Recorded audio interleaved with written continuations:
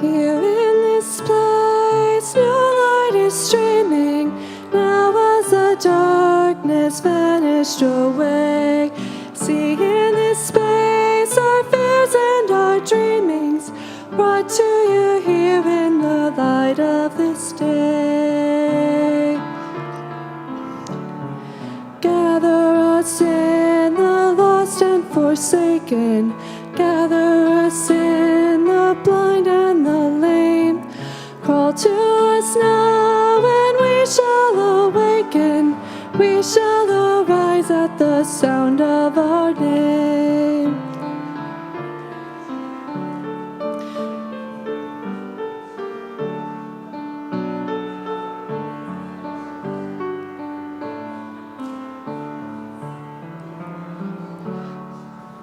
We are the young, our lives are a mystery. We are the old who yearn for your face. We have been sung throughout all of history, called to be light to the whole human race. Gather us in the rich and the haughty, gather us in the proud and the strong. Give us a heart so meek and so lowly, give us the courage to enter the song.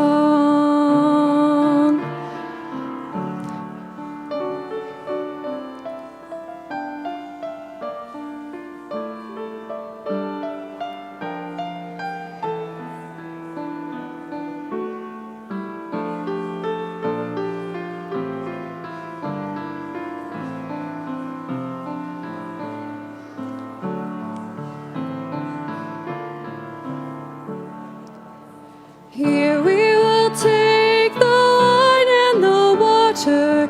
Here we will take the bread of new birth. Here you shall call your sons and your daughters. Call us anew to be salt for the earth. Gather us in the wine of compassion. Give us to eat the bread that is you.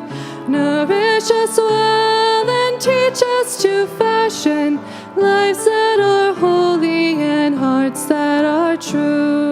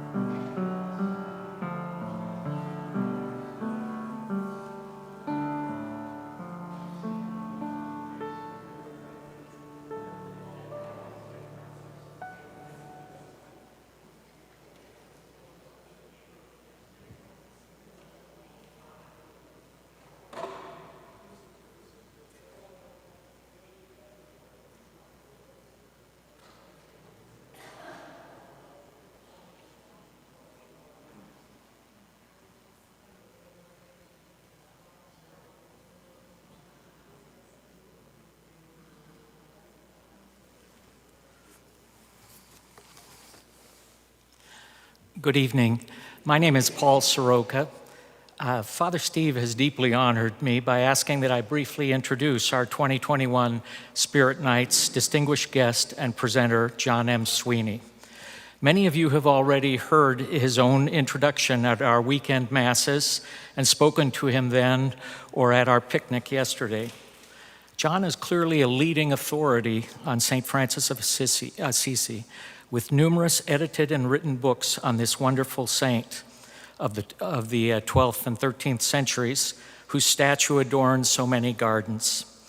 Obviously, our recently closed convent was of the Sisters of St. Joseph of the Third Order of St. Francis, and Franciscans downtown, initiated by Father Placid, now in our audience, are ready examples of our own ongoing or recent devotion to this saint. As Father Steve wrote in the bulletin and John has expressed, he will use St. Francis as our guide to hear anew Christ's message throughout these Spirit Nights. When I first spoke to John in October 2019 in the wonderful Boswell Book Company on Downer Avenue, advertisement, in Milwaukee, he had given a public review of his then new book, St. Francis of Assisi, His Life, Teachings, and Practice. At that time, he hinted this might just be his last book on St. Francis. And yet we are uniquely gathered here in the very days in which his new book, Feed the Wolf, Befriending Our Fears in the Way of St. Francis, advertised as expected delivery September 28th, 2021, is coming out. The book will be discussed on Thursday, September 30th, 7 p.m., by a Zoom sponsored by the Family of Four Parishes in Milwaukee and Boswell Books, with sign up at theboswellbooks.com. But we have him first. This book's content will make up a significant part of our third Spirit Night, and we have several copies available for purchase.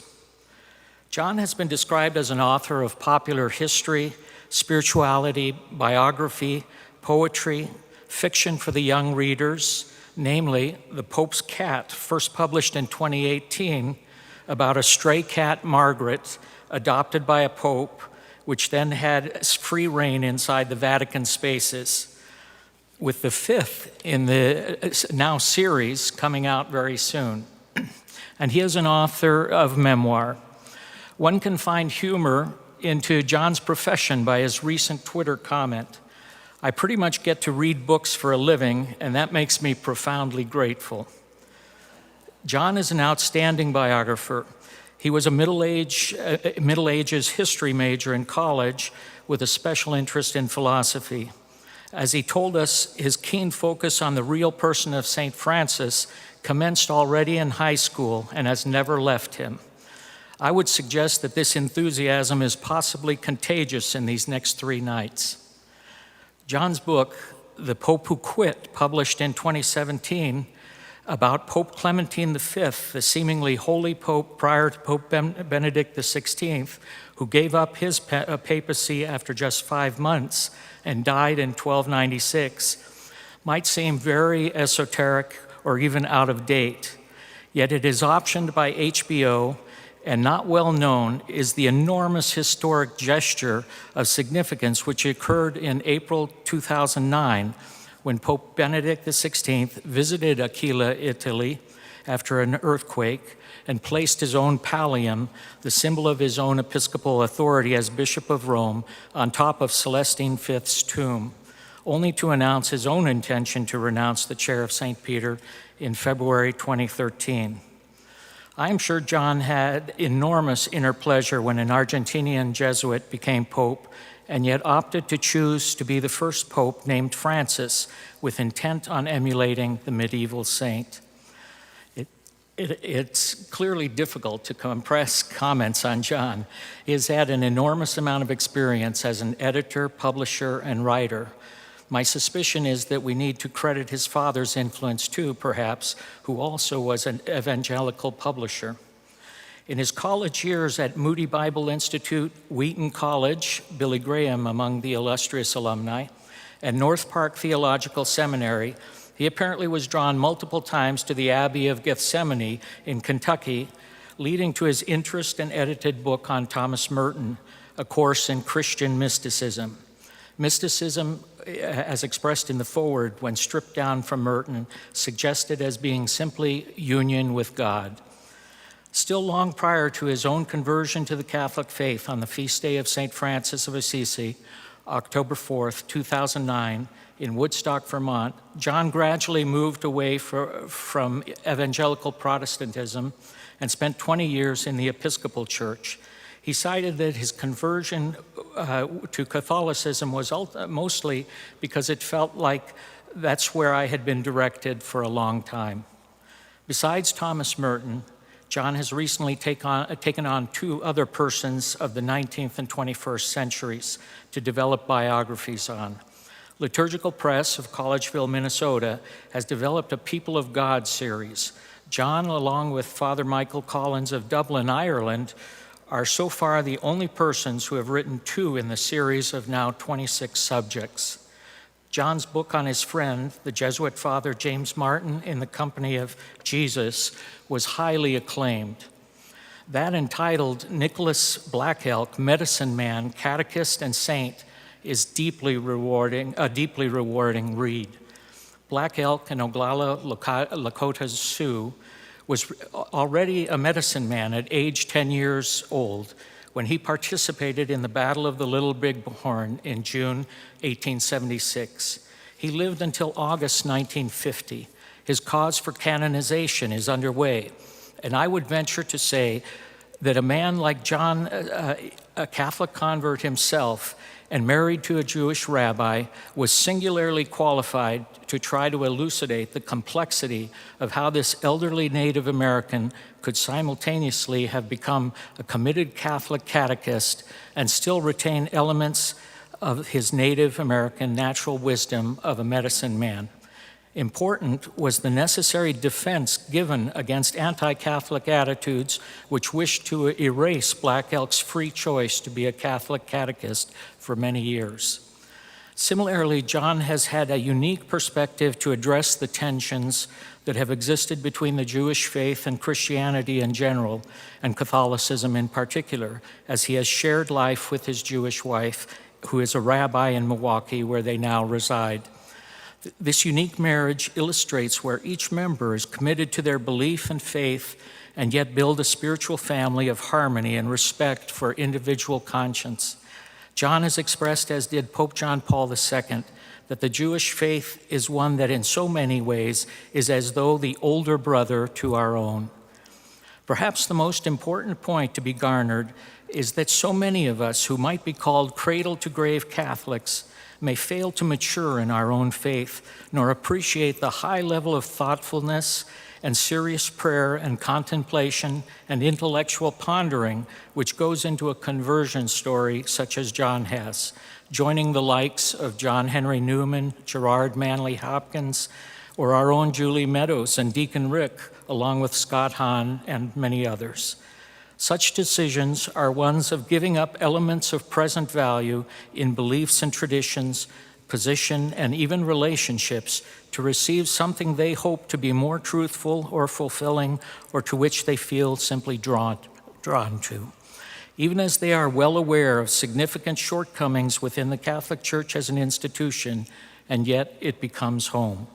We have for our next 3 days a very special guest presenter. Welcome, John M. Sweeney.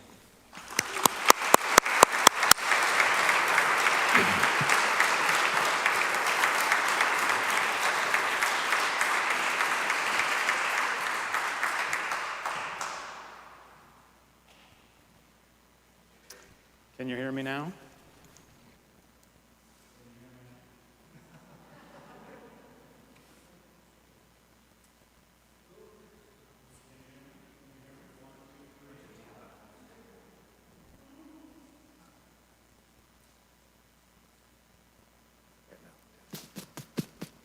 Oh yeah, okay. There we go. You can hear me now? Yeah. Oh my, Paul, I don't know how I follow that up. Paul is much too kind to me. And you all have been very welcoming. I appreciate that. You've made me feel at home. Julie Meadows and Father Steve and Paul and others. I thank you for that. While I'm getting situated here, I'm silencing my phone. I'm usually the offender if anyone hasn't silenced their phone.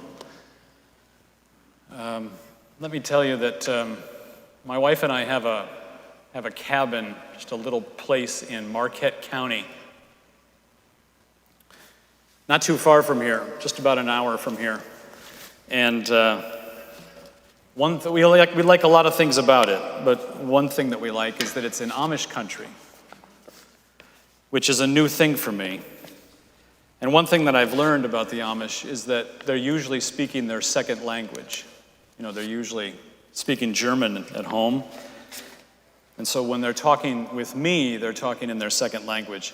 And as someone who has worked in publishing and in books for a long time, I have gone many years to an international book fair in Frankfurt, Germany, which is the big one. If you're in books, that's the big book fair every year. And my German is not very good. My German from high school basically left me being able to say, nicht spreche Deutsch, which is, I don't speak German. So I spend a lot of time speaking in English to people who are speaking their second or third language, whether it's German or Japanese or French or whatever. And as you probably know, because you've had this experience, when you're speaking to someone who's speaking their second language, you sort of minimize your vocabulary, and you speak a little bit more clearly and more deliberately. And so I like to go to the houses of the Amish in Marquette County because several of them near us sell pickled beets and pickled everything and jams and loaves of bread, and I love all that stuff. So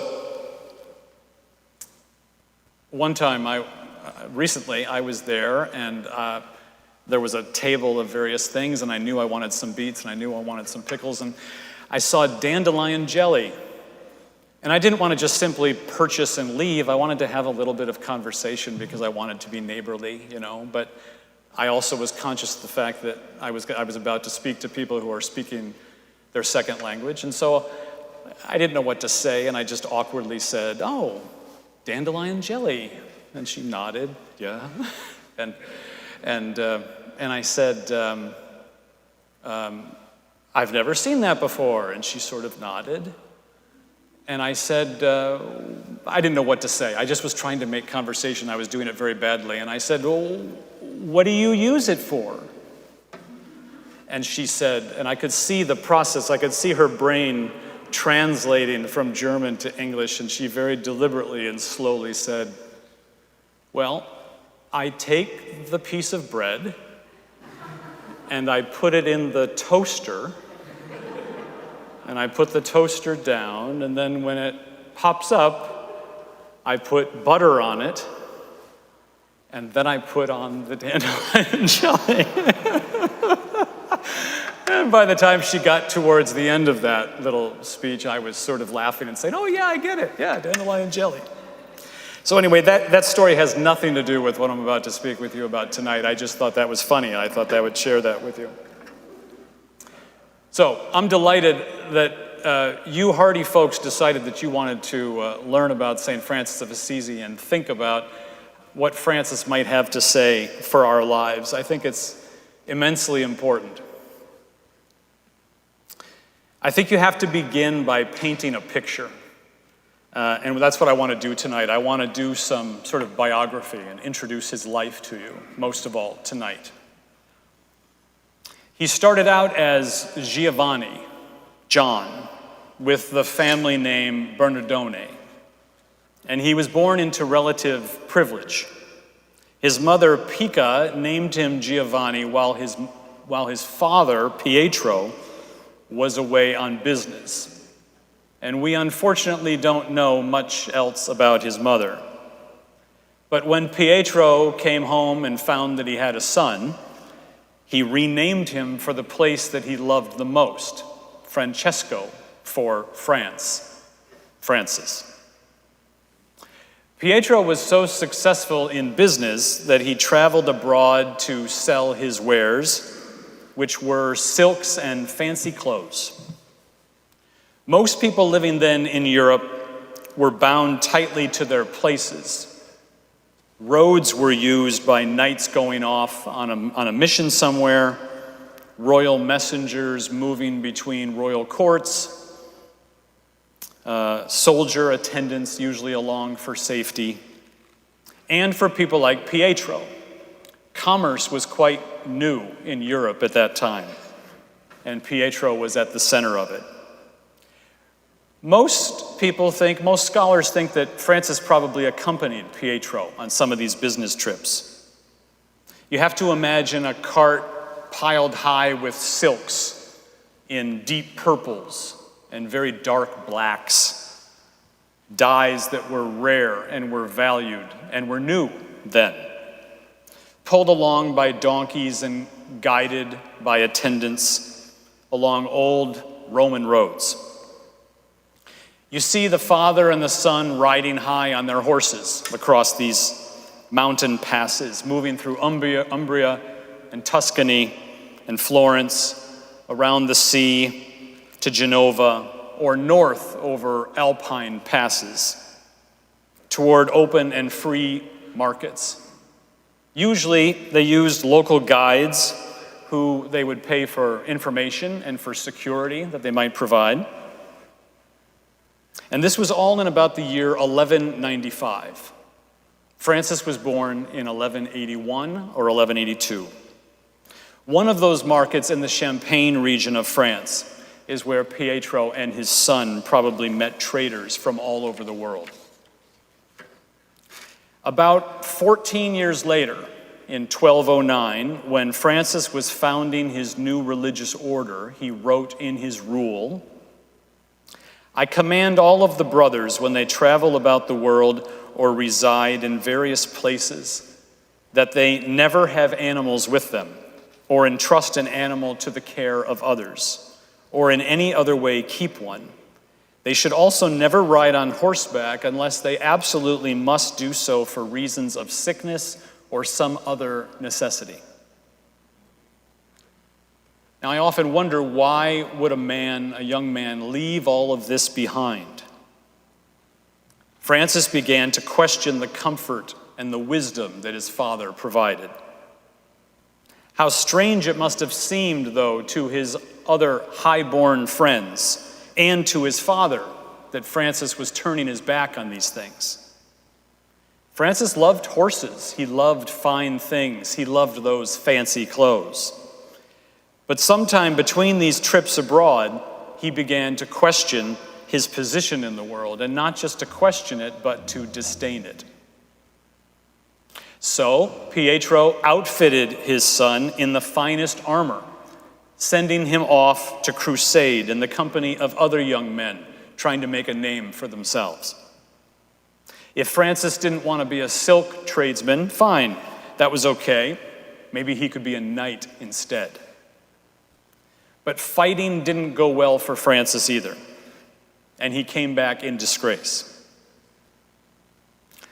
A father would have felt humiliated and disrespected in the course of events. Francis, meanwhile, was simply trying to figure out who he was and who he was meant to become. He had begun to see beyond his privilege, but he hadn't begun to see what. However, at that time, he still managed to have a lot of fun.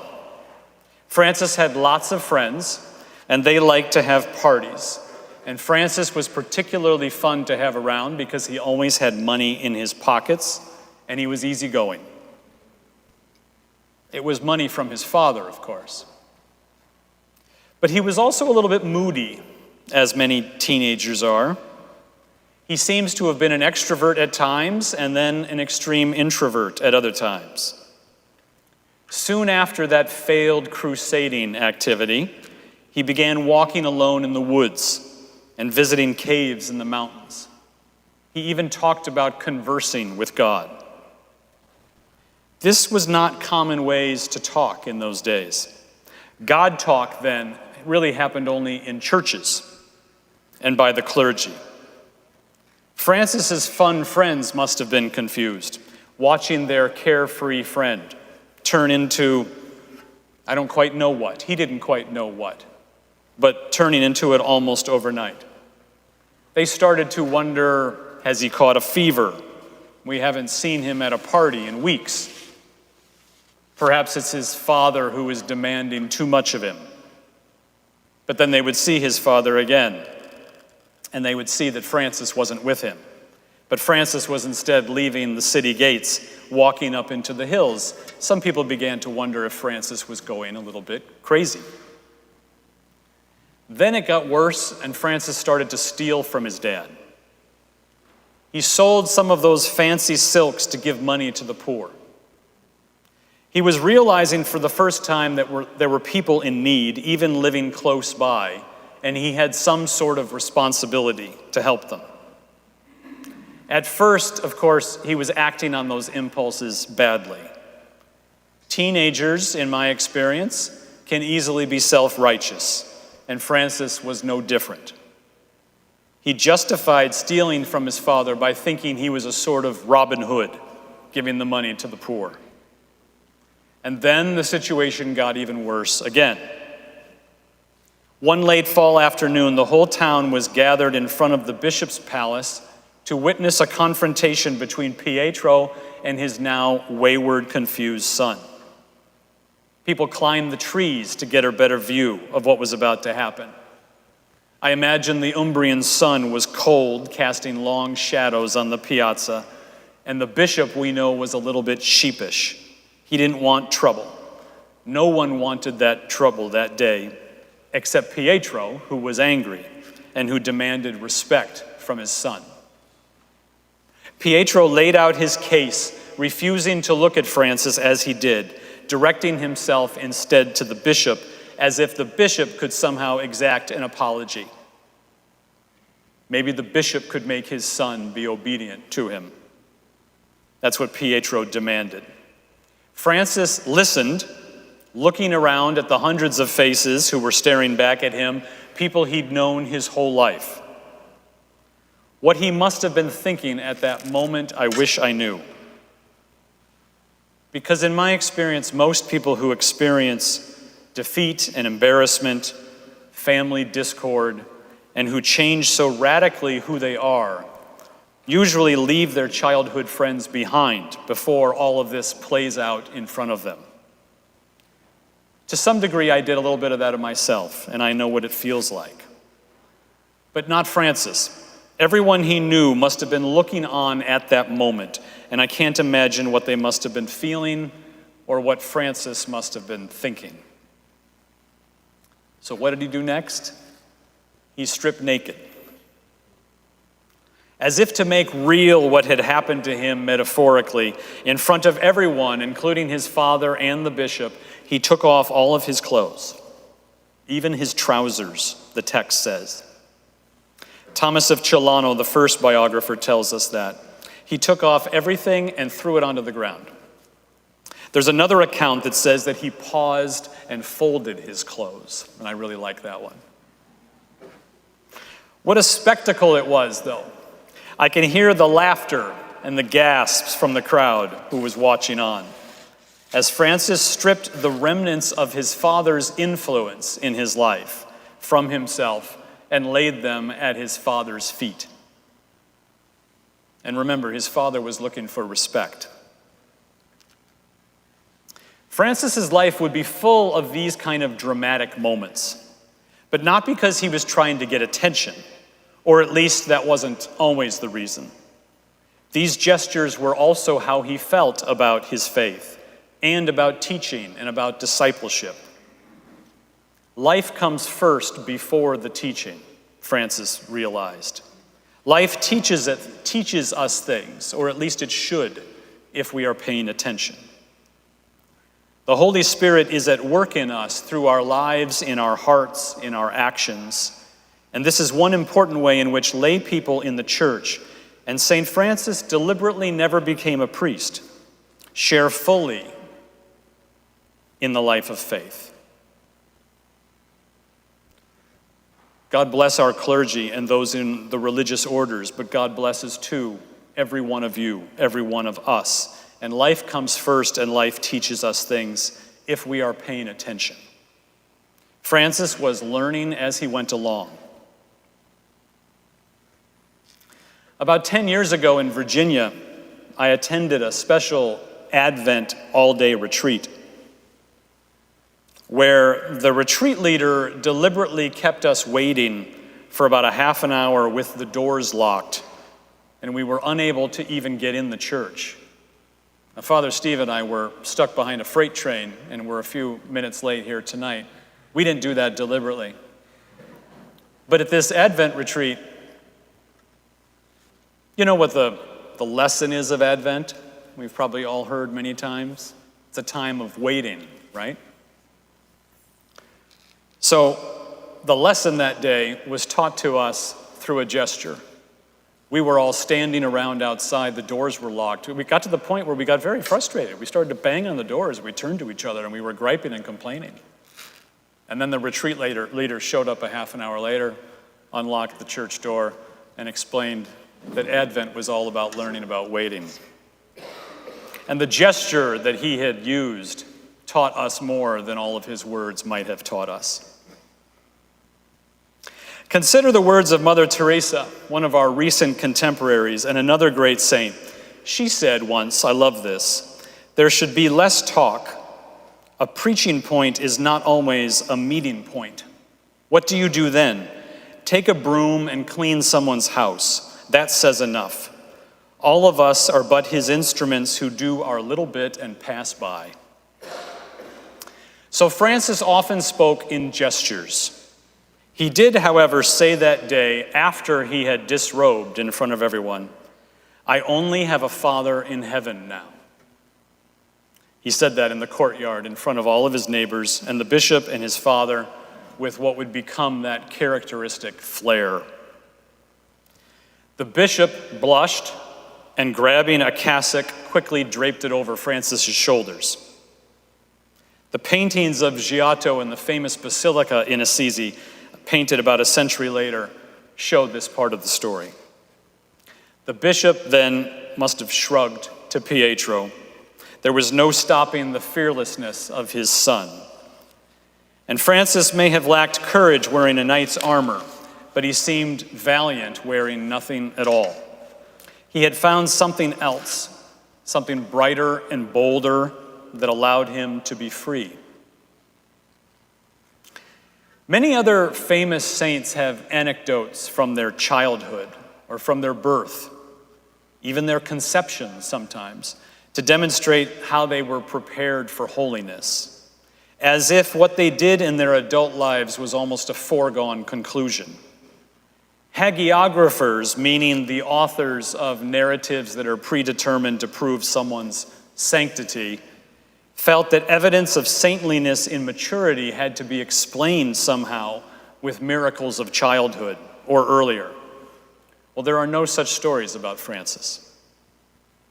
In fact, I think we can assume even that Francis was lonely as a child, since we know that he had siblings, but we also know nothing about them.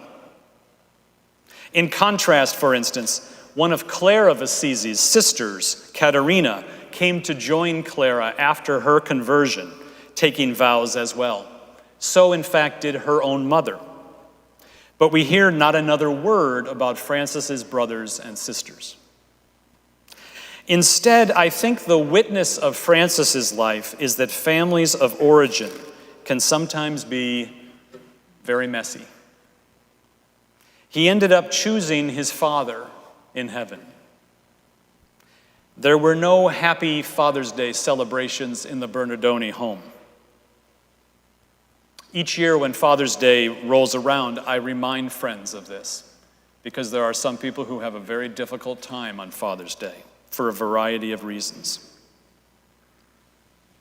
He would then go on to choose his siblings, those who would join him in doing the good work that needs to be done. Those who wanted also to live a life converted to the teachings of Jesus. They were the ones who became his closest friends, like brothers and sisters. They had much more in common with Francis, apparently, than did his biological brothers and sisters. They're the ones that we hear about. So, what did he do next, and where did he go after that scene in front of the bishop's house? After that gesture in front of his dad in the public square, he left for the dark silence of those caves in the mountains before heading for the way to the open road. G.K. Chesterton, who wrote a great little book about St. Francis 100 years ago, describes it like this: he went out half naked, a man without a father. He was penniless, he was parentless, he was to all appearances without a trade or a plan or a hope in the world. And as he went under the frosty trees, he burst suddenly into song. Francis wasn't drawn to the security of a monastery. God alone he sought, but security he wanted to let go of. That's what he had done already in front of his Father. In those days, and again, we're talking about the early 1200s, a monastery provided an alternative parentage suitable for a misfit like Francis. In a monastery, he would have elders who would answer his questions and guide him in sure ways. He would have the certainty of food on the table. He would have a fine education and structure and order for his days. He would have books for learning and a choir or a craft to busy his mind and his hands. He would be safe there too. Criminals and armies didn't dare assault monks and monasteries, for the fear of God was real then. Francis could have channeled his desire for seeking God and virtue behind a monastery's thick stone walls, but he didn't do that. He was drawn elsewhere to places that were more undefined. He seemed to want a spiritual life that was unpredictable, that was without guarantees, without abbots, without securities. This is pretty unusual. It was then, and I think it is now.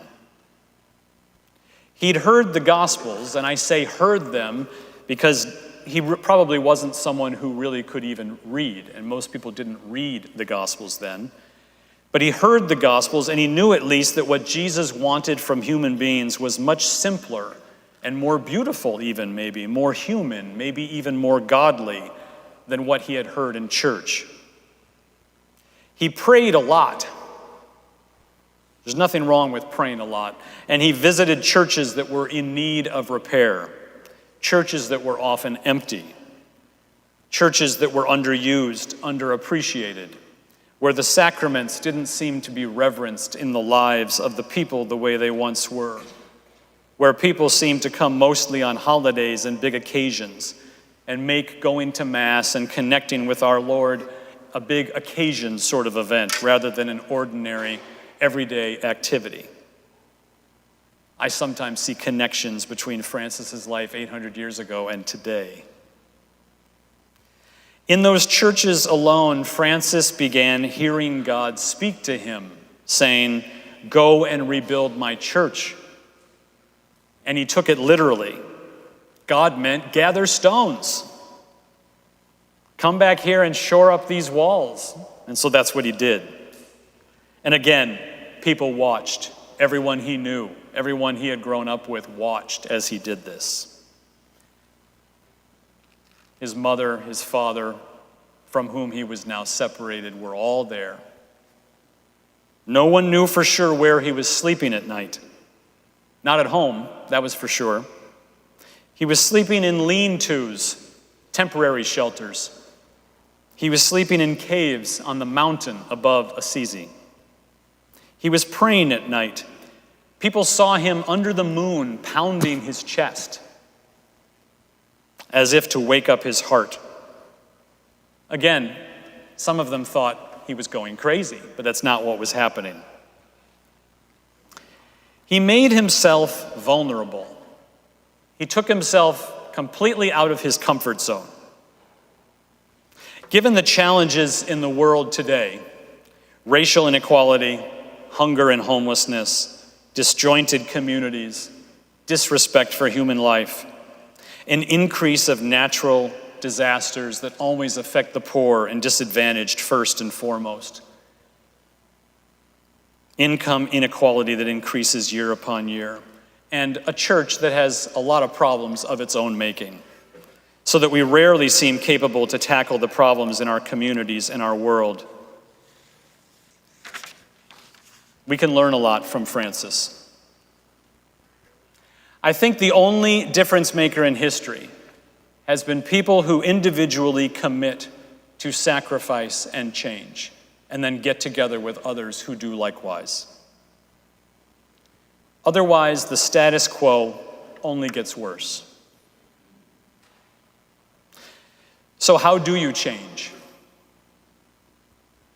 I've pondered this a lot lately, and my wife and I have pondered it together a lot lately. If you're like me, if you're like us, the last several years have been difficult, tumultuous. I have always been interested in the poor, and the disadvantaged. I have always been interested in trying to do the right thing. But the last several years have been different than the other years. I'm talking about things like climate change. I'm talking about the murder of George Floyd. I'm talking about the Me Too movement. My wife and I, around our kitchen table, have a lot of conversations about what are we going to change? What are we going to do to our lives to make a bigger impact on our world? Vulnerability, uncomfortableness, being willing to be uncomfortable. And one that I have added to the list recently, learning to say yes instead of no.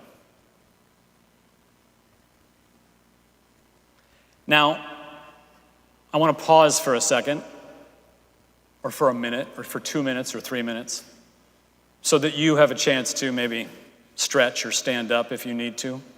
It's warm in here, and I don't want you falling asleep on me. But I also have a suggestion, a little spiritual practice for you. I call this, 60 seconds or 120 seconds of personal vulnerability.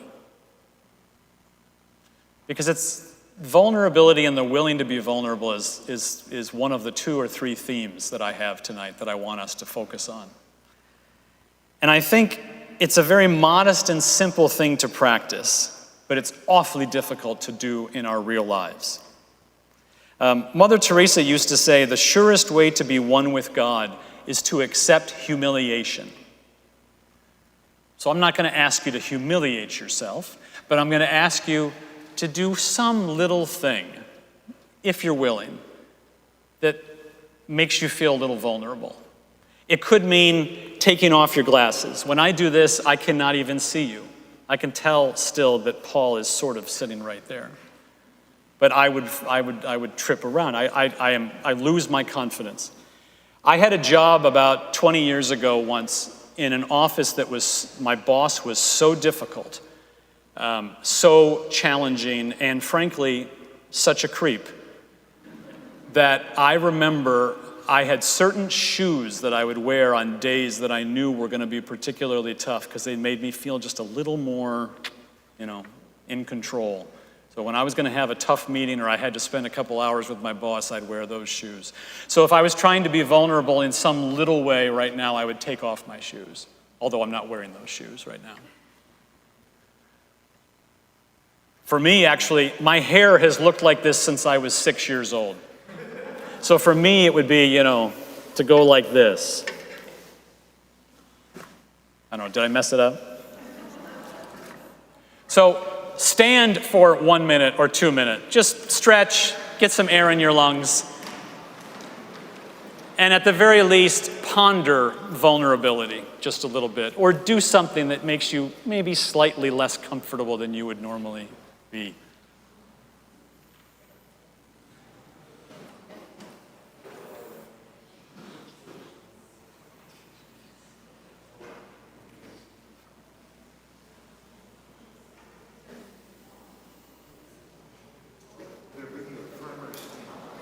Gonna do what?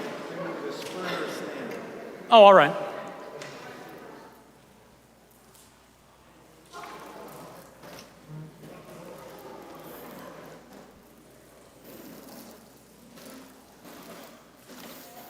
Has anyone humiliated themselves?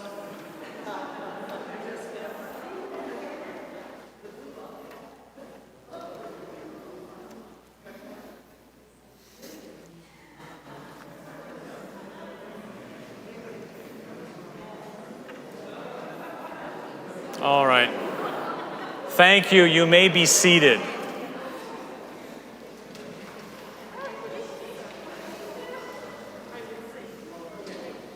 See, I'm fixing my hair now. I can't not fix my hair.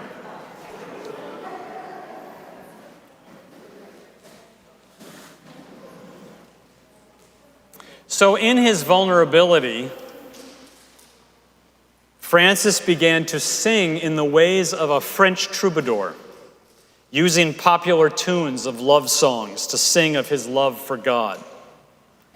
In fact, did you know that it was a Franciscan who first said, "The devil shouldn't have all the best music"?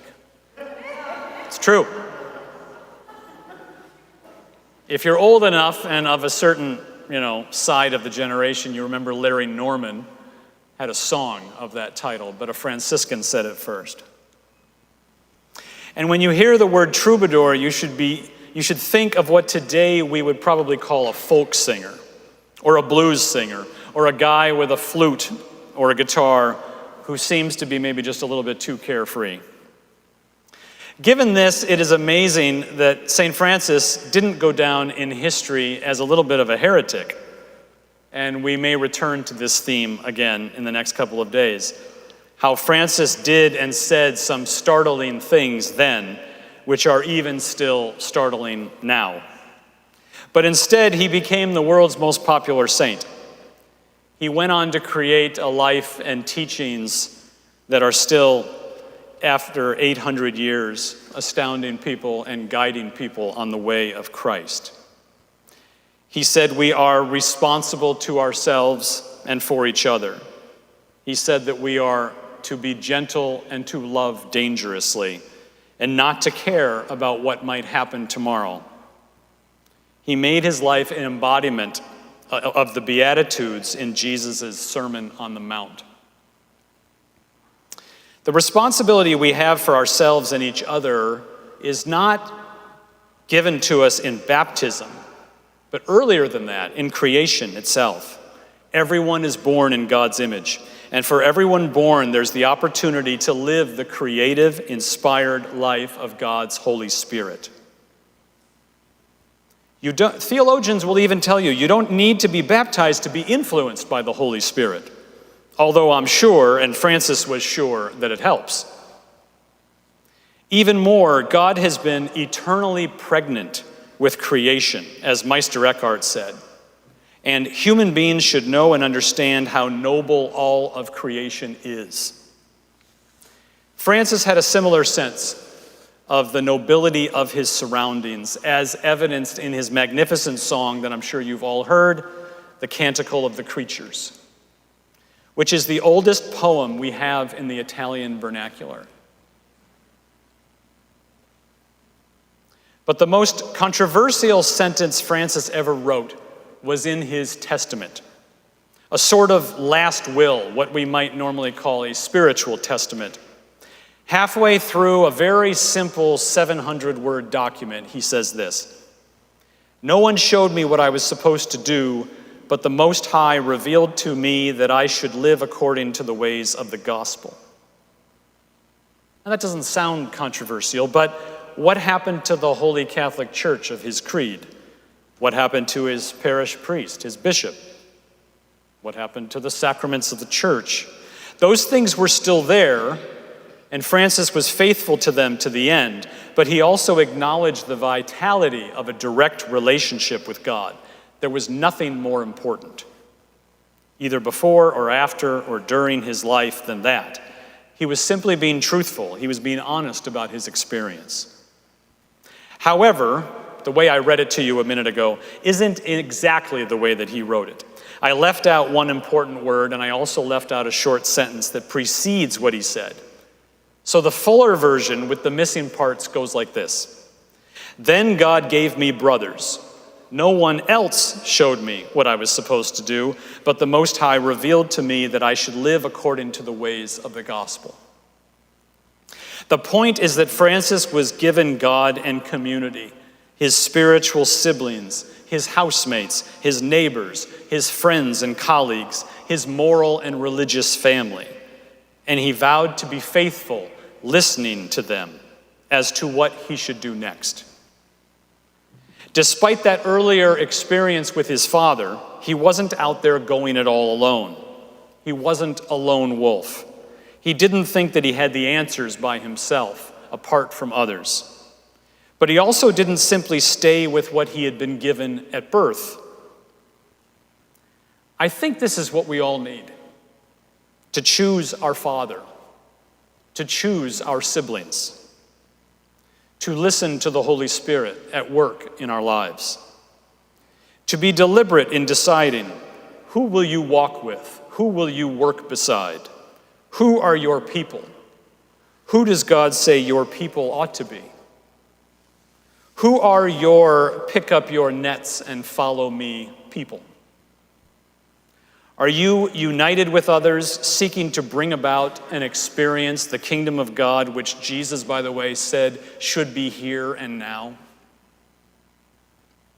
Or ask yourself, to whom are you called by God to serve?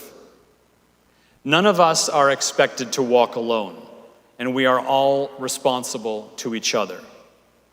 Our siblings are also our neighbors in the way that Jesus taught, love your neighbor as yourself. And is there anything truly more difficult and less often practiced than that most basic of the commandments? We have to choose our siblings. Who are we going to be working beside? These are not always the people we are given at birth. The places where we are to go are not always the places that we were given in our beginnings. For example, did you know that the word parish meant way back in the first few centuries of Christianity something very different from what it means today? The image used for pastoral care in the early church was entirely in the language of shepherds. A shepherd cares for his sheep. A shepherd leads his sheep to where there is food and water and shelter. A shepherd sleeps under the stars near the sheep. The early Christians viewed themselves as strangers in a strange world, like Moses and the Israelites as foreigners. So the word parish comes from a Greek verb that means to live without a home. It would be a few centuries later before a parish became a territory. Quite a different meaning. To be vulnerable is supposed to be an essential part of our faith, and Francis reminds us of this.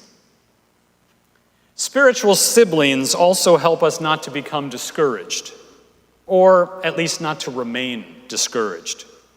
It's human nature to fail, to go astray, to mess up good things with bad decisions, to be greedy and lazy sometimes, to desire power when we shouldn't. But this doesn't mean we stop trying. God forbid. We look at the lousiness instead and we say, let's sort it out. Our siblings, our religious community, are doing what they do for us and with us, helping us to be more bold and willing to be vulnerable. I think these two things go together, being vulnerable and bold. There is absolutely nothing passive or weak about being vulnerable in the way of St. Francis.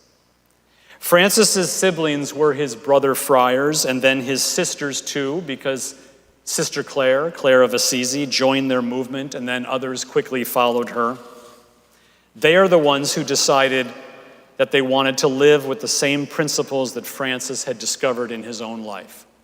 They had to do it a little bit differently because of the way that women religious were living in those days, but they, as closely as they could, approximated to the principles of the Franciscan friars. Francis's vision of siblings also expanded beyond those doing the work and living the life with him. Siblings became his way of understanding all people, in fact, all of creation. His sisters were the birds. His brothers were the people that he had earlier thought were scary and threatening to him, and his town with whom he had once fought in that armor. Many of us are reaching out in ways that we didn't used to. As I say, the last few years have been tumultuous. Many of us are trying to live with new kinds of vulnerability today. As I mentioned before, we have a lot of conversations about this in my house, and I don't pretend to be expert at this. But we are trying to figure out what we can do and what we should do. For us, in our home, it has taken the form of fostering and adopting a child, and maybe another one to come. It also has meant moving from one location to another so that we could be in the midst of where the problems are in the city instead of trying to avoid them. And then there are the Afghan refugees who are maybe coming our way. They are Muslims. In fact, is it weak to call Muslims our siblings? Don't let anyone tell you that it is a liberal thing to love Muslims and call them our siblings. In fact, it was Pope John Paul II who was the first pope to address an audience of 80,000 Muslims, as he did in Morocco in 1985, and where he said to that crowd, "We have many things in common as believers and as human beings. We live in the same world marked by many signs of hope. We believe in the same God, the one God, the living God, the God who created the world and brings his creatures to their perfection."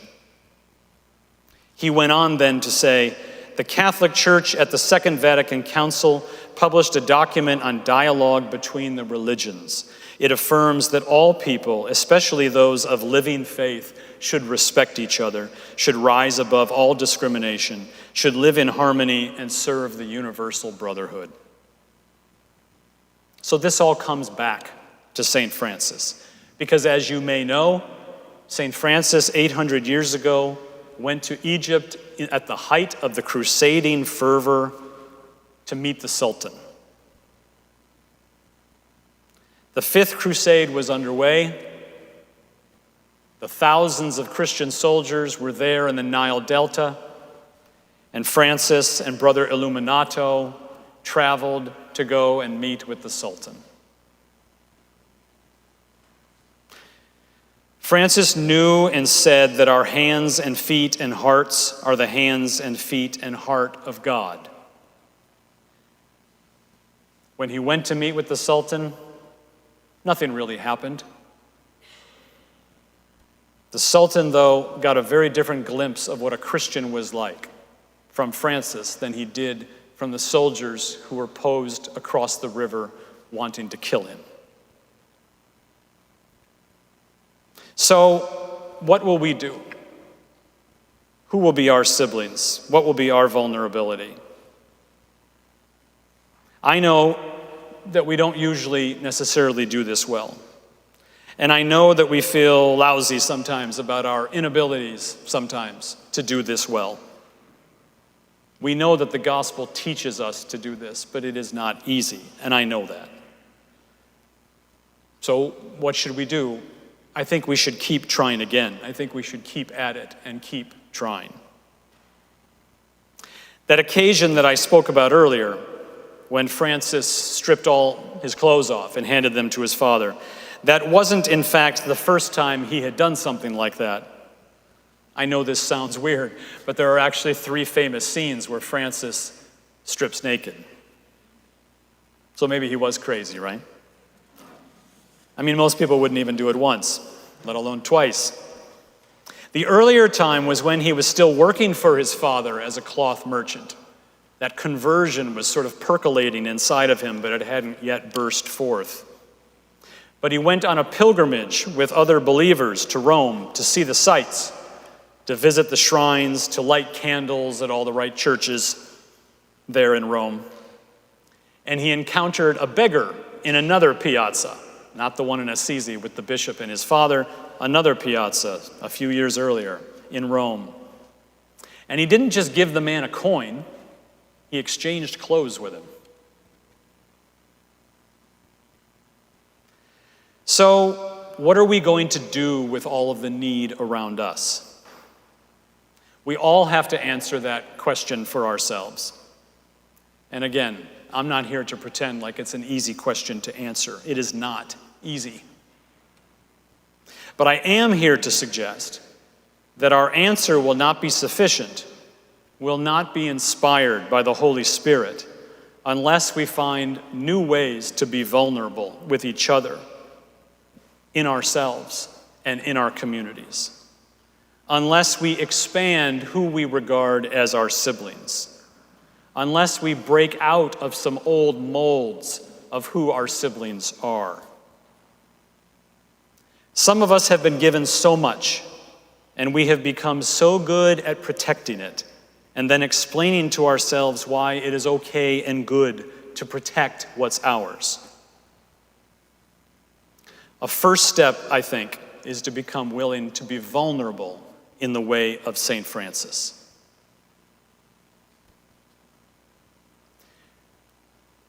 I have another, you don't have to stand up for this one. I have another little spiritual practice I want you to try.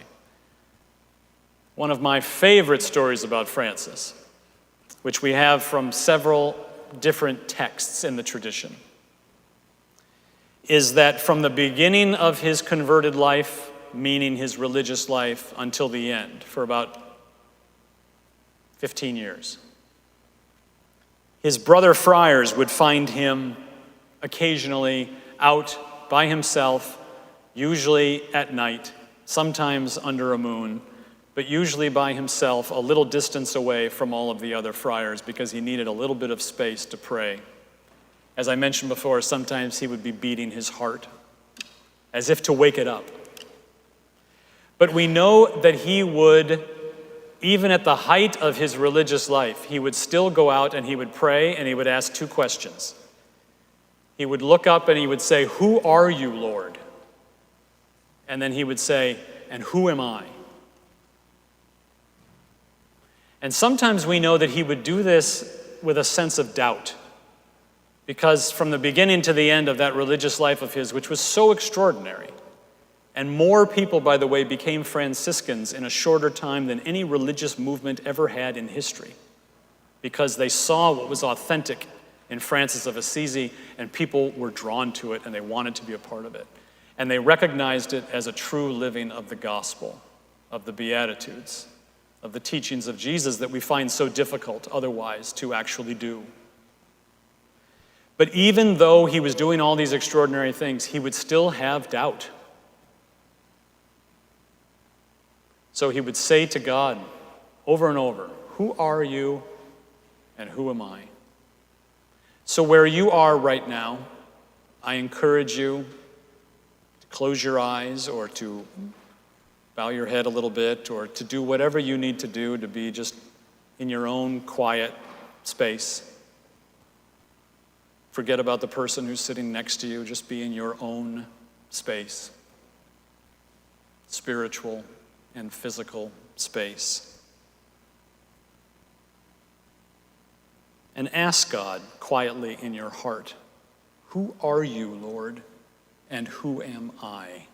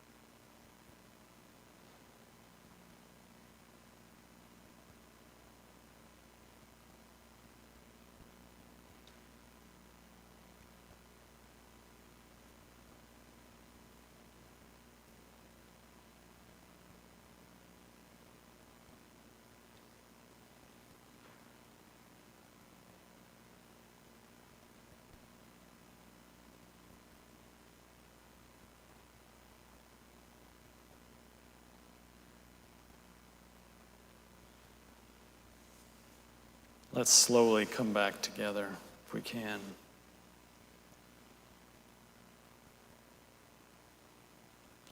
There's a vulnerability just in asking those questions because we don't have the answers. Even someone like Francis of Assisi kept the questions open. It's not as if he figured things out and the questions went away. The questions remained. You know, the word humility comes from a Latin word, humus, which is similar to, hummus that you eat. But it means dirt or ground. because we come from dust. We come from the ground. Francis composed the Canticle of the Creatures that I mentioned earlier when he was at his most vulnerable. He was in charge of nothing. He was suffering from trachoma and malaria, which would end up killing him, and he was nearly blind. And that was when he wrote that incredible song about Mother Earth, Brother Fire, Sister Water, with such joy. As Paul mentioned, I'm married to a rabbi, which is both strange and rich. I enjoy it a great deal. Well, I like my wife, but I enjoy having a life in the synagogue. I feel privileged. I'm a little bit of a stranger there in a way, but in other ways I'm not. And it feels like a great honor to be there. But I get to wrestle with Jewish ideas, and I enjoy doing that sometimes. And I enjoy sometimes wrestling a little bit with my own Christian practice in light of Jewish practice and Jewish ideas. In fact, every now and then I tell my wife that she puts me to shame because she sometimes is a better follower of Jesus than I am. I mentioned that we moved recently from one place to another within Milwaukee, and we deliberately moved to a rougher neighborhood. And we have homeless men, they're always men, who come to our back door occasionally. We live in that sort of neighborhood. And the first time it happened, I came downstairs, and there's what was sort of obvious to me was a homeless man sitting in our kitchen drinking coffee. Now, if you would have asked me, in church the Sunday beforehand, I would have told you, absolutely, I would invite the homeless man in to drink coffee in my kitchen. But I wasn't the one who invited him in, and my first reaction in my heart and my eyes was, it was my Jewish wife who had brought him into the kitchen. So then all of a sudden I was grateful that she was showing me what I'm supposed to be doing. I think that's what our siblings need to do for us. We need to be with people who show us how to be vulnerable and what's the right thing to do. The Jewish theologian Martin Buber, maybe you've heard of Martin Buber before. He wrote a famous book called I and Thou. But he said something that I wrestle with all the time. He said, by going out to meet the world, we meet God. And what he meant by that, it's a very Jewish idea. What he meant by that was, you don't meet God unless you go out to meet the world. Now, I wrestle with that because I'm enough of a contemplative myself, and I imagine some of you are too, that I do believe that I meet God when I'm sitting by myself in a quiet place. Martin Buber said no. Martin Buber said you only meet God when you go out to meet the world. Wrestle with that sometime. Turn that over in your mind. It's a challenge anyway. There's a truth in there for sure. How truly or fully can we love God sitting alone in our house? What we do when we're alone, seated and quiet, loses some of its meaning when we leave that place, when we leave that space. It needs to walk, it needs to have legs, it needs to have hands and feet. Another great Jewish thinker, of course, Abraham Joshua Heschel, when he was marching with Dr. Martin Luther King in Selma after marching, remember what he said to the media? He said, "My feet were praying." So I think we're supposed to go out and meet the world. We're supposed to express that love that we sometimes feel so deeply when we're by ourselves. We're supposed to put it to work in the world. A spiritual life is not supposed to be for yourself, just about yourself. This is why we are supposed to forget ourselves. We're supposed to actually practice forgetting ourselves. This can be small things. And I suggest to you that when you leave here tonight, you think about small things. If you're like me, you immediately want to go to the big things. I'm going to go and adopt a kid off the streets. Or I'm going to do what Mother Teresa said, and I'm going to humiliate myself, or I'm going to move to Calcutta. At least think about small things. Is there someone to whom you should apologize? That's a vulnerability that we often avoid. Is there someone for whom you know you can be of some help, but maybe it was inconvenient?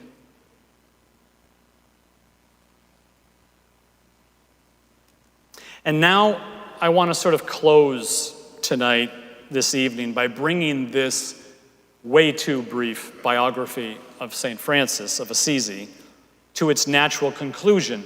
But in order to do that, I need to explain to you that his life story is not altogether a happy story. We tend to think that the saints' lives end in a happy way. His really doesn't. And I think it's a piece of the life of Francis of Assisi that is usually missed. Towards the end of his life, he went to meet the Sultan, as I mentioned. He was in the Nile Delta. Nothing really happened when he was there, except that the Sultan met a Christian, a follower of Jesus, I'm sure, for the first time. Francis was already pretty ill by that time. He had been caring for lepers for so long that most of the scholars believe that leprosy finally started to eat away at his own body. He also had an eye ailment that was killing him, because in those days, of course, any infection, like a toothache, could kill you, because they were untreated in the way they would be today. So the year was 1219. He wouldn't die for 7 more years. He died in 1226. But he came back from the Fifth Crusade, back from that experience with meeting with the Sultan. And by the time he got back to Assisi and to what was now about 5,000 Franciscans, and by the way, they didn't use that word. They didn't call themselves Franciscans yet until after Francis's death. They were called friars minor, which means lesser brothers, small brothers. But by the time he came back, there were these thousands of Franciscans. They thought he was dead. Some of them thought that he had deliberately gone off to be martyred, because as you might know from reading the lives of the saints or hearing them over the years, there are some saints who have chosen martyrdom, and we honor saints as martyrs. In fact, in the Catholic Church, the process of canonization is such that you don't need that first miracle to be verified if you were a martyr. So we honor martyrs. And so a lot of them thought he had gone off to be martyred, or it had just been so long since he had been gone that they assumed he was dead. So the leadership had completely changed of the Franciscan movement. The rule of life that Francis had written was no longer being followed. The minister general of the Franciscans was living high on the hog. They were starting to build buildings. Francis had been so serious about taking the poverty that Jesus preaches in the Gospels seriously that he had forbade them to build anything. He never stored up for tomorrow. In fact, I was telling someone earlier today that Francis wasn't always kind and gentle. I'm going to talk tomorrow night about his gentleness, and he was astonishingly gentle in beautiful ways that we need to learn from. But he also could get upset. And one time he came back from a little trip before the time that I'm talking about now, and he saw that the brothers in a particular town had started to build a building, and he climbed up on the roof and started to rip off the structure. They were not supposed to build a building. He would scold Brother Cook, who was responsible for preparing the soup for tomorrow night, because he was soaking the beans. Because as you know, if you've ever made soup, you need to soak the beans if you don't want to be crunching the beans while you're eating your soup. But that meant preparing for tomorrow. So, that's how serious Francis was. And when Francis came back from being away. They thought he was dead. Maybe some of them wished he was dead. But in any case, the leadership had changed. They were living differently. They had lost some of the original ideals. They had lost a lot of the ideals. There's actually a scene where the thousands of Franciscans are having a general chapter meeting, and Francis is sitting on the floor, and the minister general is high in a chair, and Francis is sort of tugging on his robe, asking for permission to speak. So there was a sadness at the end of his life. Nothing made him sadder than watching those ideals fade away. So my point of telling you that is so that you'll know the full story of Francis, but it's also to say that's what happens too often. The ideals fade away. They're too difficult. It's easier to do what we would rather do rather than what we're pretty sure we're supposed to do. It's tough to stay on the line. It's tough. It's difficult to listen to what the Holy Spirit tells us and to say yes.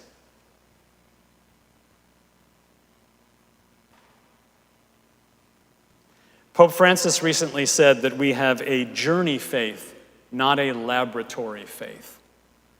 And I love that image. Journey faith, I probably don't need to explain, right? Life is a journey. The pilgrimage is what our life is about. But that means listening. That means being willing to live in the gray area, being willing to not know the right answers. A laboratory faith is one where it's all data and evidence, and we've already figured it all out, and we got it in the right ledger, and then we just do what is eventually status quo. St. John Vianney said this. There was one time when some folks were praising him for his holiness, telling him he was so terrific and he was doing such amazing things. And he said, "It's nothing to do with holiness. I just take the trouble."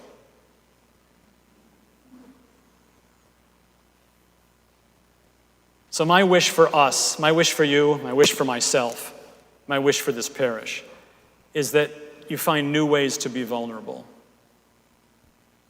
That you be willing to keep asking the questions. Who are you, Lord, and who am I? And that you take that vulnerability to places where you also are willing to take the trouble.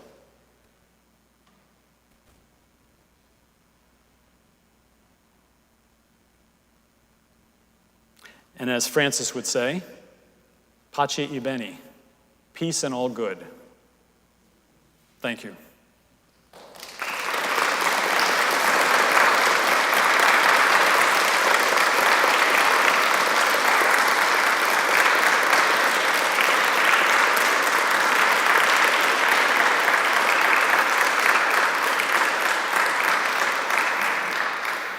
Now, we wanted to leave a little bit of space for, no, please, come, we wanted to leave a little bit of space. I have no idea what time it is, actually. You don't have a clock in here, do you? We wanted to leave a little bit of space for you to ask a question if you want, or if you just want to say something. I know when I'm in your place, I usually am sitting there and there's something I might just want to say.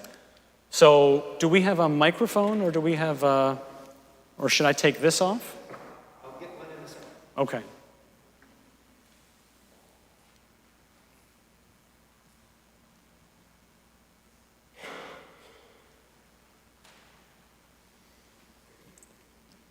While he's getting the microphone, when it's on that wait line, what is this canticle that you referred to? I don't think I'm familiar with. The Canticle of the Creatures. I'm going to talk more. It's sometimes called the Canticle of Brother Son, but it is the poem that Francis. By the way, the word poem is the same word for song. That's true in Hebrew too. The word shir, when it's transliterated, it's S-H-I-R, is song or poem. It's like the Psalms in the Bible. They're both poems and songs.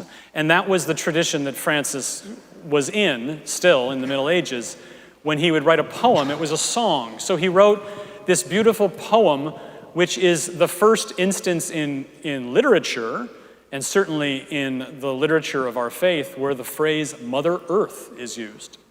He praises Mother Earth. So don't tell me it's a flighty liberal idea to talk about Mother Earth. Pope Francis's encyclical Laudato Si is almost just sort of an extended meditation on Francis of Assisi's Canticle of the Creatures. By the way, that song ends by him praising Sister Death.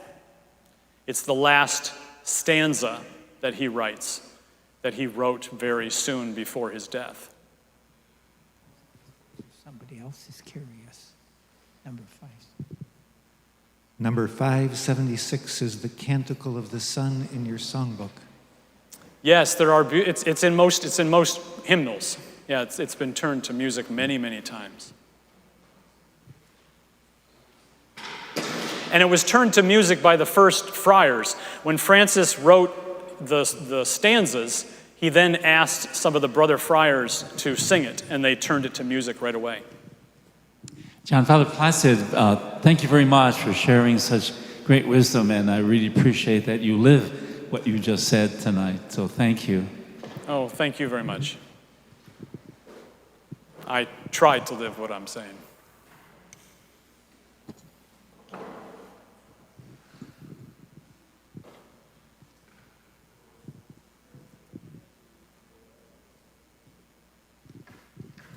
There is a quote that is usually ascribed to Francis. It says, "Preach the gospel, use words if necessary." Is that truly one of his quotes, or is it something ascribed to him? It's mostly ascribed to him. There are quotes that approximate pieces of that.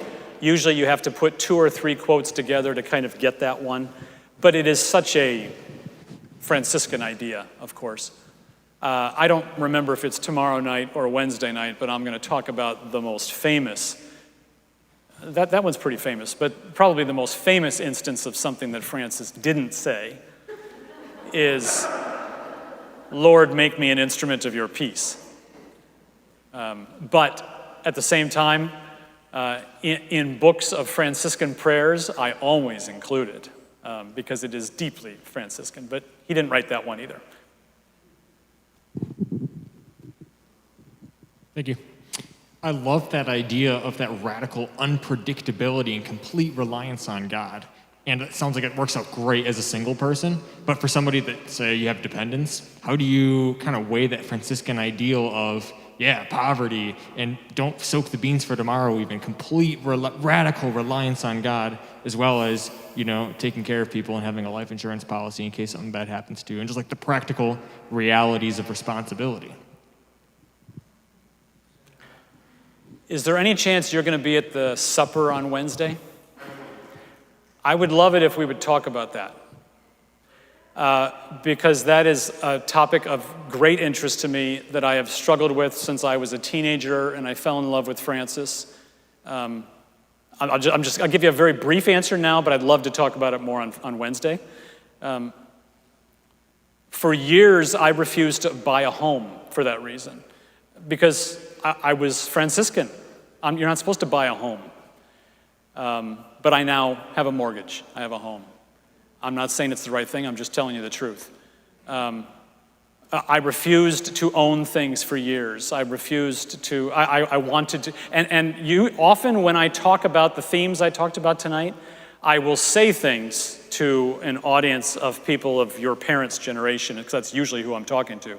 And I will say, why do we always assume that the 20-year-old or the 18-year-old who lives the transient life, why do we always assume that they have to grow out of that?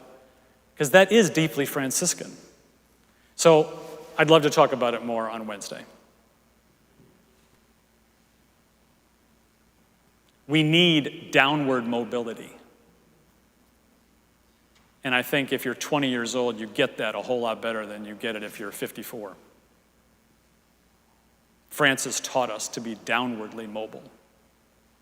I was just on the phone today with someone who was telling me that in their organization, she runs a little center at Harvard University, and she was telling me that they did a strategic plan and they decided that they needed to downsize.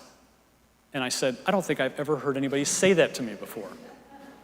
But that's deeply Franciscan.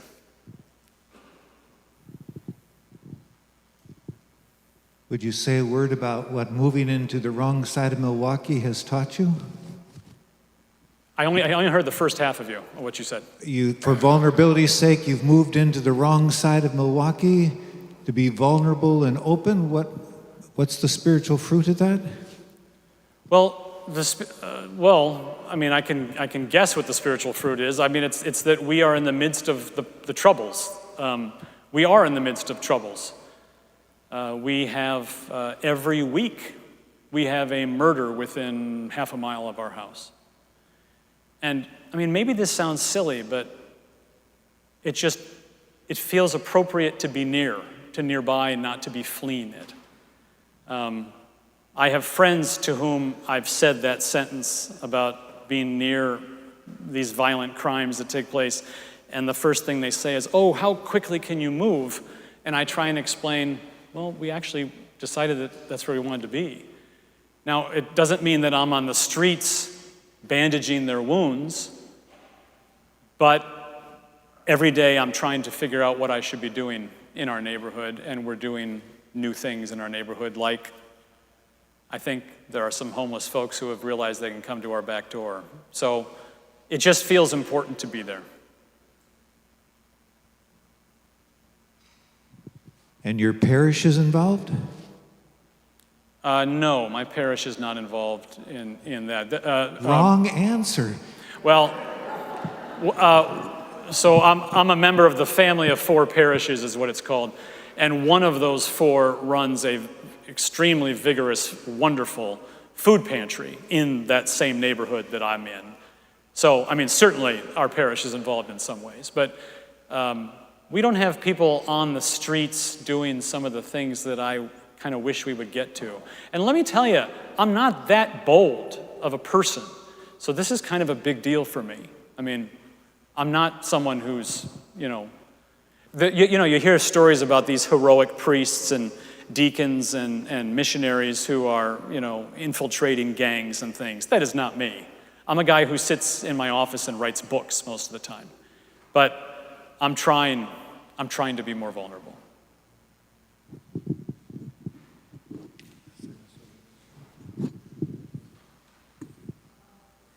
I was just going to say, I think you should give yourself more credit, because there's value in the ministry of presence, and there's value in simply bearing witness and not turning your back and pretending things aren't happening. So I think you're selling yourself short. Well, I appreciate you saying that. I think you just said it better than I did. Thank you. That is what I feel like I'm doing.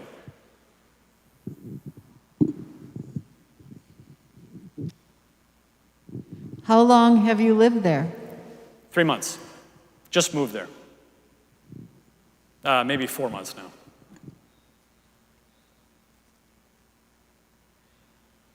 Yeah, I often tell friends when they ask me where we moved that we bought what I describe as a big, ugly rectangle building. And we live on the 2nd floor, but the 1st floor is its own apartment. It was a storefront, and it's a very busy street. We have no interest in making it a storefront, except that the synagogue that my wife leads, we have some gatherings there.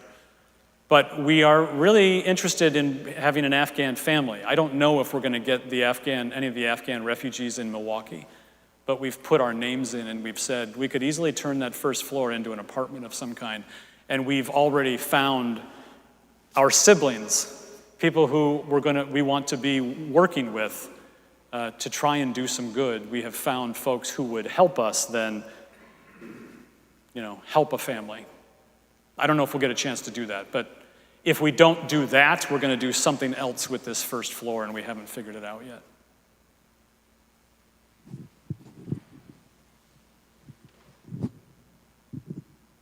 During Mass this weekend, you mentioned that you have children.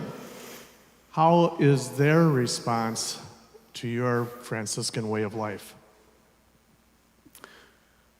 Well, two of them are 28 and 26, and so I'm not sure what their reaction is because they're long gone.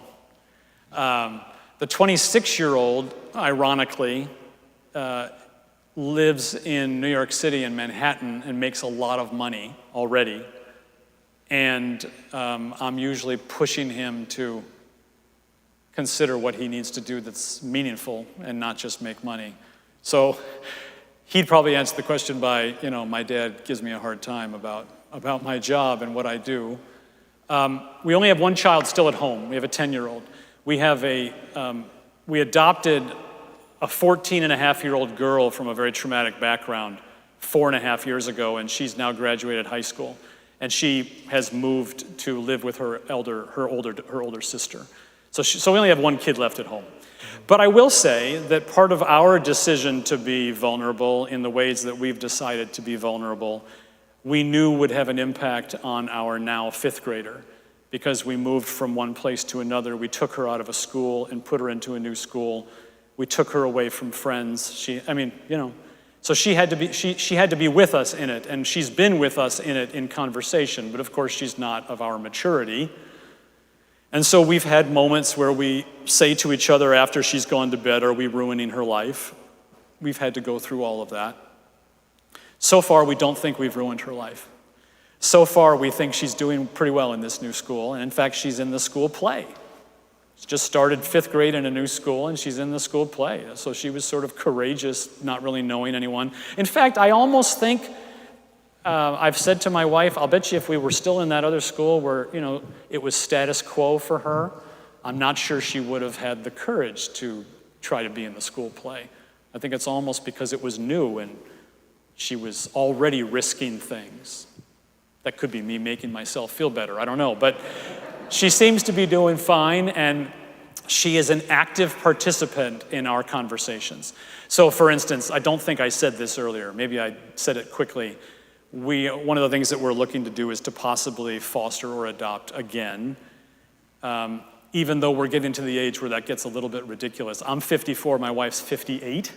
So if we were to adopt a 5-year-old, my wife's going to be 70 years old by the time the kid finishes high school, which starts to get a little ridiculous. But on the other hand, we have space, we have time, we both work from home, we have resources, we have love, and there's a great need. So, the piece I meant to say is that our 10-year-old is pushing us to do it.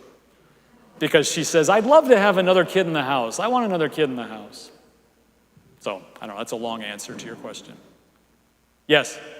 The actions and the exercises that you promote are outstanding, and so this question is maybe a little different than that, maybe a little more boring, but how did you get from one kind of Christian orthodoxy in your background to Catholicism? And maybe we don't have time for that totally tonight. Maybe you'll offer that as a tease for one of the other nights.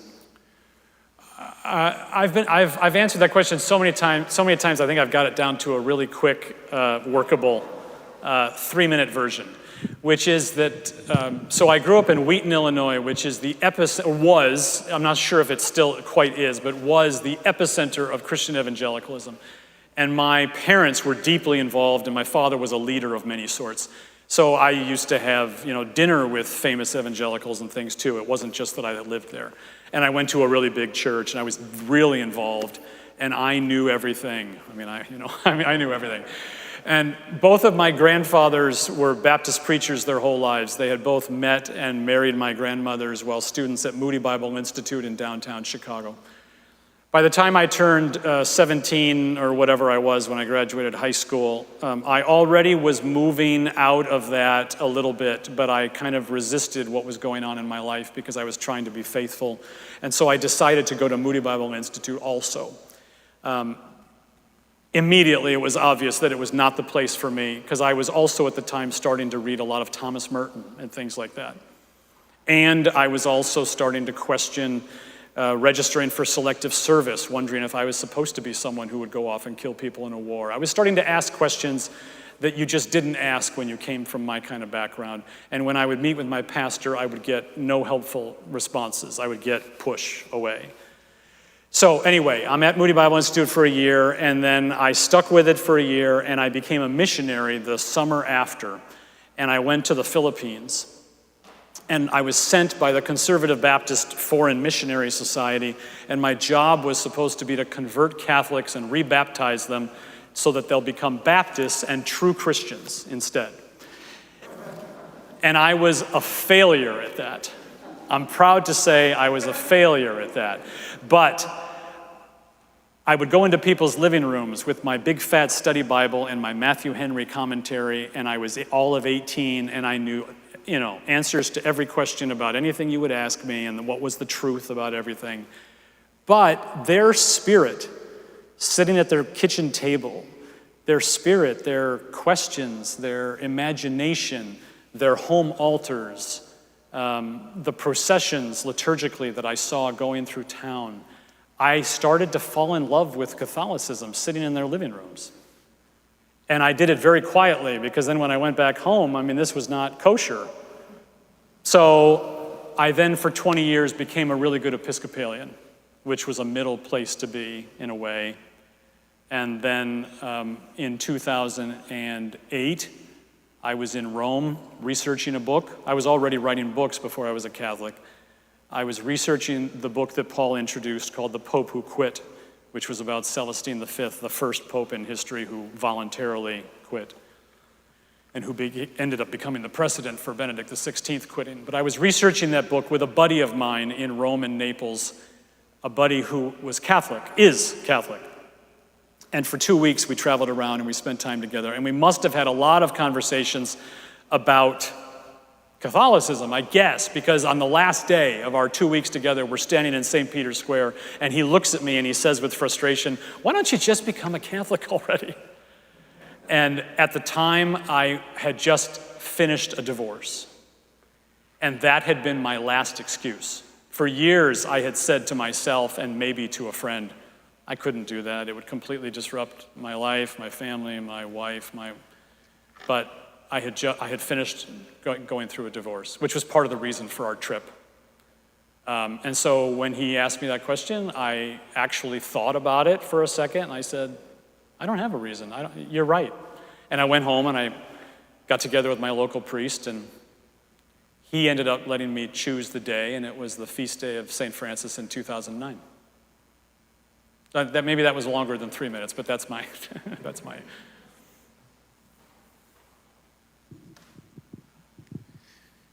Do I remember we had a song we were supposed to sing at the start? Could we maybe close with that? And is it something we can all sing, Mary? Absolutely. It's number 828. Make me a channel of your peace.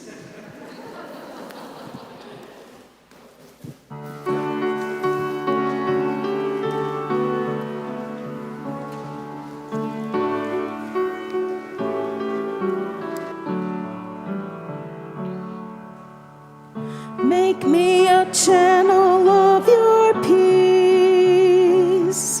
Where there is hatred, let me bring your love.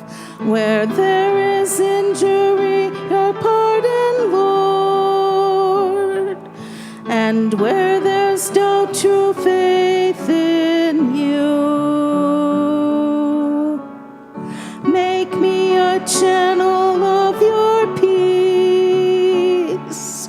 Where there's despair in life, let me bring hope.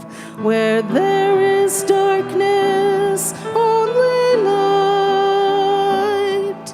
And where there's sadness, ever joy.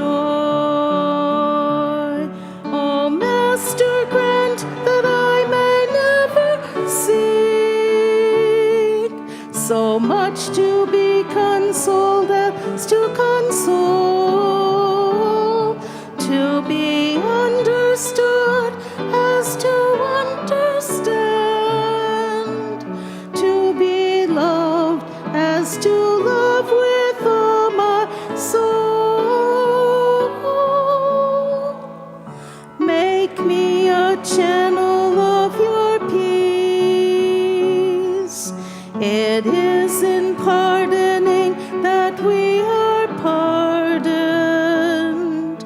in giving of ourselves that we receive, and in dying that we're born to eternal life.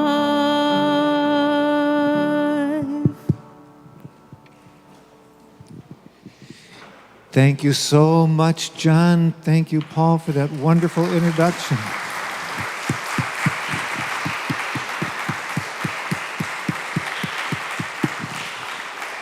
And we will be back eager for tomorrow.